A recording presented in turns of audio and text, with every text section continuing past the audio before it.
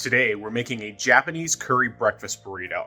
Now, this is one of the most unique things I have ever made, and it is just shockingly delicious. Let's get started.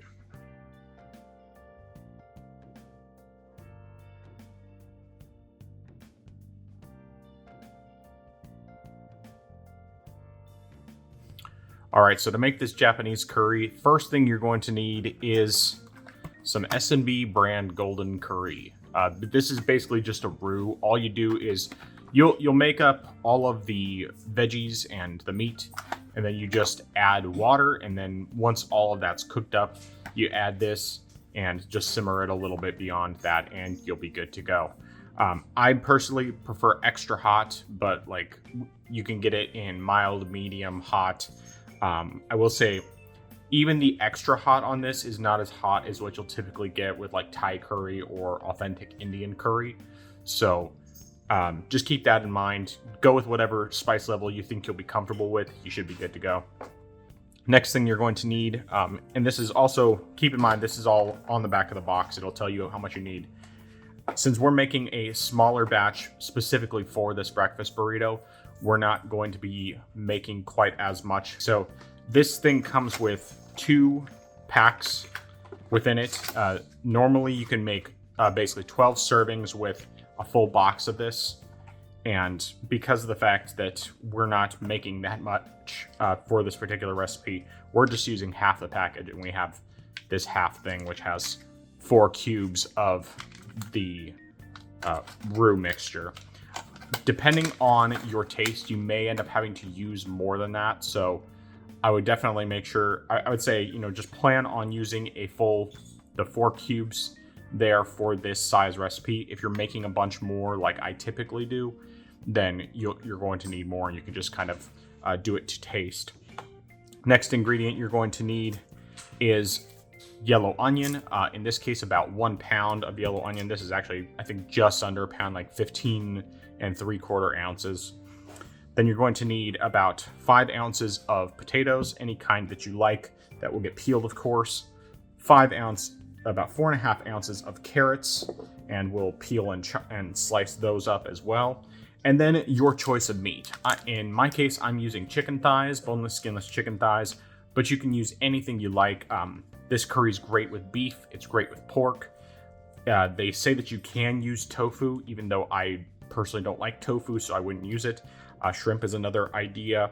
Chicken breast would probably even work fine with this, even though it typically ends up more on the dry side in general, because of the fact that you have it immersed with all this other stuff, especially the sauce from the curry paste itself, or from the curry sauce. That kind of helps to make up for any dryness you might normally get out of the chicken. So we're going to go ahead and get everything prepped and ready to go for our curry. I do want to also note, I guess, one last thing is you will need some kind of rice. I'm using some Jasmine rice, which we just take out of a big bag and stick it into this container here. But you can use whatever you have. Of course, if you're just making enough to make this breakfast burrito, then you probably could you can just as easily use minute rice. You can use regular white rice. You can use basmati rice. You can use sushi rice. Whatever it is that you want to use what you like, use what you have, whatever is easiest for you. The main thing is the curry is the most important part of this whole thing. Everything else, of course, you can very easily do separately. So I do want to note one more thing here before we get into our actual prep. Of course, to make this into a breakfast burrito, you're also going to need a couple of eggs and tortillas. I like using the really big ones because they just make like a massive breakfast burrito, and it's going to end up being really, really good. So we're going to go ahead and get all of our curry stuff prepped, and then after our curry is done, that's when we'll take care of our eggs and make it into a burrito.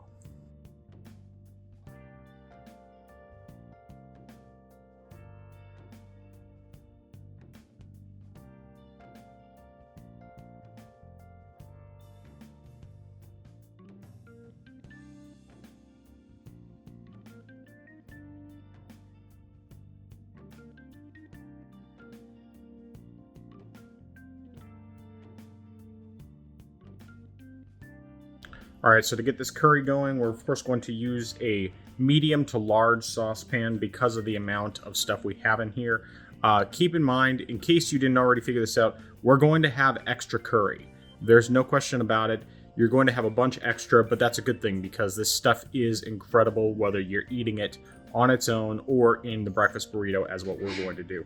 So we have our pan warmed up to about on medium-high heat. We're going to add just about 1 tablespoon of avocado oil. Spread that around a little bit. And then we're going to add our 1 pound of chicken, or 1 pound of chicken thighs, 1 pound of yellow onions or whatever onion you decide to use, 5 ounces of potatoes, and 4.5 ounces of carrots. Just add that directly to it. And you absolutely could make a smaller batch here. You could try to make a smaller batch that will be just enough for the breakfast burrito, because you're going to have way more than what you need for a breakfast burrito here. But realistically speaking, it's kind of more difficult to pull off, especially getting it just right. So my suggestion is, unless you really just don't think you're going to be eating the curry otherwise, and you think you're only going to make the one burrito and then be done with it, I mean, with as much time as it takes to make the curry in the first place, you might as well make enough so that you can have either multiple servings or multiple breakfast burritos, as the case may be. So we'll just kind of get that stir fried. Not going to do it super long. The packaging recommends about 5 minutes. It's not absolutely necessary in my experience. That's really just kind of a matter of personal preference. Personally, I find that because of how long it takes just to get the water boiling, once you add that, and because even after you get the water boiling, it still has to cook for about 15 minutes. In that time that you spend waiting for it to do its thing, it's going to end up being ultimately, it's not going to make any real difference whether you stir fry it or not. So I'm sure someone down in the comments will tell me that I'm crazy for saying that, and you know, by all means, feel free to, but I've made this Japanese curry many times, and typically I just make like a big pasta pot full of it, because the great thing about this stuff is that even if you don't eat it right away, it keeps well, and it freezes really well. So it's perfect for an easy future meal as well if you make extra here. So as far as I'm concerned, that is about sufficient. We're going to add our water, and we have about 3 cups of water. You basically just need enough to essentially immerse the ingredients. Stir that a bit, and then we'll just heat this until it is boiling. And once it starts boiling, we'll reduce the heat down to medium and set a timer for 15 minutes. And while we're waiting for the curry to do its thing, or for the mixture to get up to a boil, we'll go ahead and get our rice started, because that's going to take an additional 15 minutes after it's boiling. So because we want this to be proportionate in the amounts, we're going to go ahead and make about 2 full cups of jasmine rice. And once again, you can of course do this with any kind of rice that you like, and you don't have to do it on the stovetop. If you have an Instant Pot is a great way to go. But because of the fact that we have a free burner and we have the time, we're going to go ahead and do it on the stove. And with that, if you're doing 2 cups of rice like we're doing, it's going to be 3 cups of water. In general, what it's always going to be is you're going to have a 1 to 1.5 ratio. So if you're doing 1 cup of rice, you'll do 1.5 cups of water. In this case, like I said, we're doing 2 cups of rice, so we're doing 3 cups of water. Give it a quick stir, and you want to turn up the heat to get it. You want to get the rice up to a boil, and then once the water gets up to a boil, make sure you're stirring it a little bit as you're waiting for it to get up to a boil. And also leave it uncovered when you're initially getting up to boil, because that will make it much easier to keep from overdoing the rice. So let it get up to boil. Once it gets up to a boil, we'll cover it with a lid, and then we'll lower the temperature to low and then simmer for 15 minutes.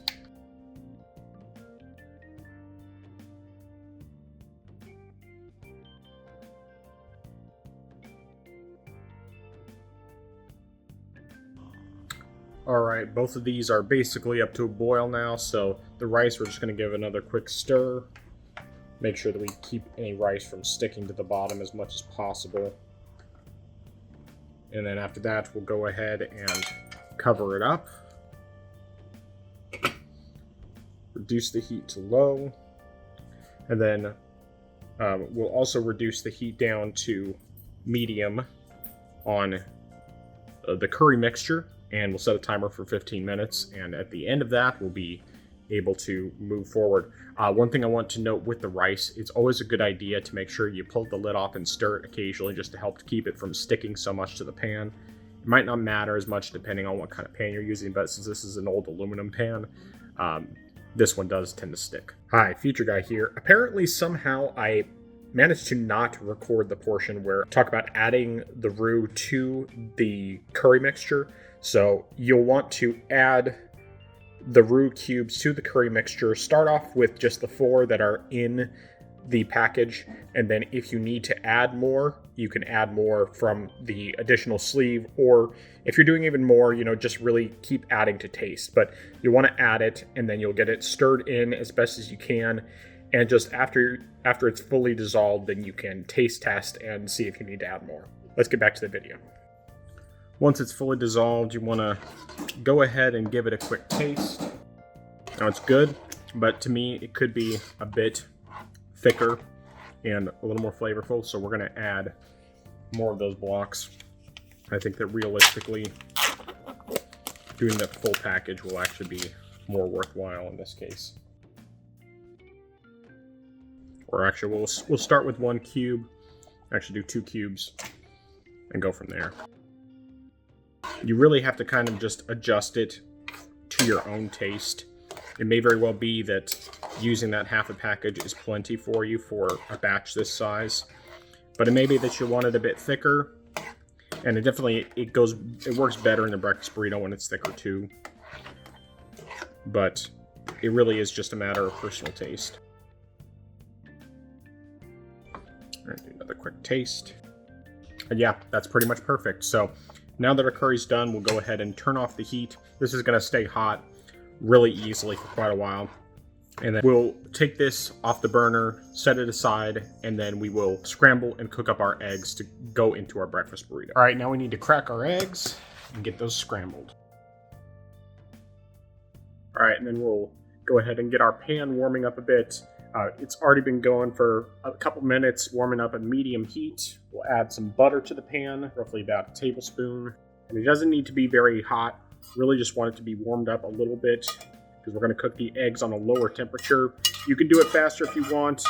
Honestly, it's not going to make a huge difference with this. One thing I do want to note, as you probably saw earlier in the video, I went ahead and decided to do 3 eggs because I'm doing a larger tortilla since I'm sharing this burrito, splitting it between myself and my wife. So, of course, depending on the size of tortilla you're doing, it will make a difference in how many eggs you do. Normal size burrito tortilla, you'll be doing 2 eggs. All right, those are all done. All right, and now that everything is done, we've got an extra large tortilla, burrito sized tortilla here. Go ahead and add our eggs first. We'll be using the skillet again momentarily to get the thing browned on both sides. For the sake of simplicity, I went ahead and just put a portion of curry and rice in a bowl separately rather than having to bring over the whole thing for both. So we're just going to go ahead and add that curry directly on top of the eggs. And then on top of that, we'll add our jasmine rice. It doesn't have to be perfect, but I do recommend keeping them all separated and not mixing them together beforehand because you just get much more depth of flavor that way. Then we'll go ahead and get this big beefy boy all rolled up and ready to go into our skillet. All right, get this thing into the skillet. And the goal here is just to get the burrito sealed and nice and crisp both on the bottom and on the top.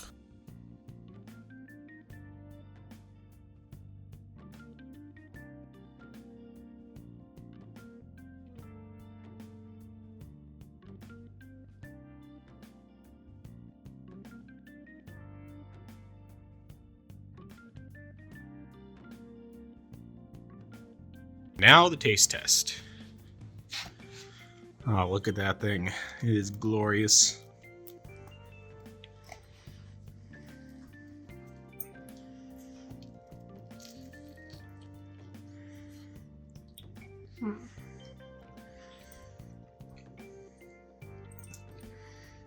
The eggs just add a lot to that curry. They lighten it, they add a whole other element. It's such a good burrito. All right. So grab the other half here. Oh man.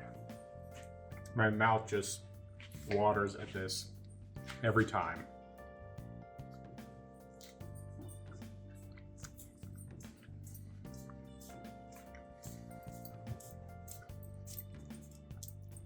This is one of those things that you would never expect to be good. You'd probably never even think of doing this.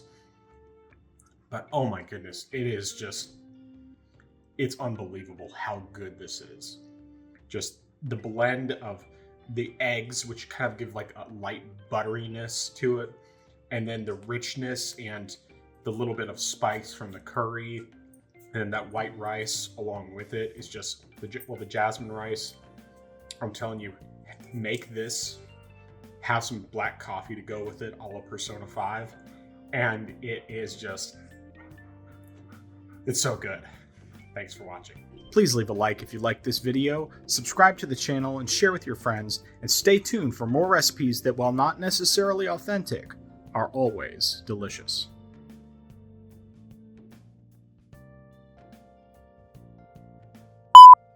Today we're making one of the most Today we're making one of the most unique breakfast burritos you'll ever have. And it's not only unique, but it is unbelievably delicious. It's gonna have Japanese curry in it. So what I'm showing you right now is what you need in total. All right, let me back up.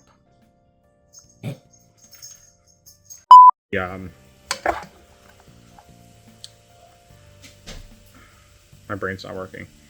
And while that's sitting, we'll get our eggs prepped. I'm sorry,